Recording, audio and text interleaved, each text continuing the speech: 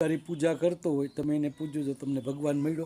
એ કાયમ અગરબત્તી કરતો હોય, દીવા કરતો હોય, આરતી કરતો હોય, છતાંય તમે એને પૂજો જો કે એને પ્રભુ મળ્યો નહીં।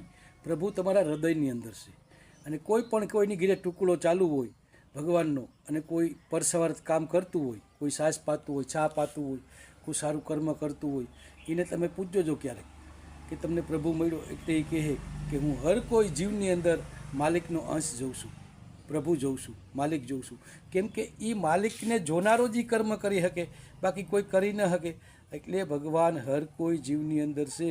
તમે ગમે એટલી પૂજા કરો, ગમે એટલા પાઠ કરો, છતાંય તમારું ધ્યાન એની અંદર મકમ ન હોય તો તમને પ્રભુ મળે નહીં। નકર પથ્થરની મૂર્તિની અંદર એ ભગવાન છે, એવું નથી કે નથી એમ, પણ તમારું મન મકમ નથી। અને જે કર્મ સારું કરે છે એનું મન મકમ છે। હર કોઈ જીવની અંદર, વૃક્ષની અંદર, કોઈ પણ પ્રાણીની અંદર એ પ્રભુનો અંશ જોવે છે, એની અંદર પ્રભુનું રૂપ જોવે છે। એને ભગવાન અવશ્યને માટે મળેલો જ છે, પણ એ એક જ જાણે છે, કોઈને કાંઈ કહેતો નથી। એ જીવ અંતે બધાને સમજાઈને ઠાયકો, પણ છતાંય કોઈને ભાન ન આવે। એટલે માણસ મરી જાય ત્યારે એની ઈર્ષા કોઈને થતી નથી, જીવે ત્યારે ઈર્ષા થાય।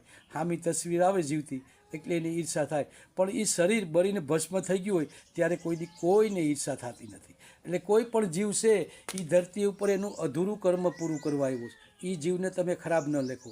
એ જીવ એનું પૂર્વજન્મનું કોઈ કર્મ છે, પૂર્વજન્મનું કર્મ એ પૂરું કરી દે એટલે એ જીવનો પણ નાશ થઈ જવાનો છે। એ બે જીવ એ માટે બંધાયેલા છે। એટલે હંમેશને માટે કોઈની ઈર્ષા ન કરું। કોઈ દારૂ પીતો હોય તો એનું પૂર્વજન્મનું કર્મ છે, એ પીવાનો જ છે મરી જાય ત્યાં સુધી। કદાચ તમે ગમે એટલું જ્ઞાન આપશો તોય એને જ્ઞાન લાગશે નહીં। એટલે કોઈ પણ જીવની ઈર્ષા ન કરો, એને જ્ઞાન આપો। કદાચ જો લાગી જાય તો લાગી જાય, નકર નહીં।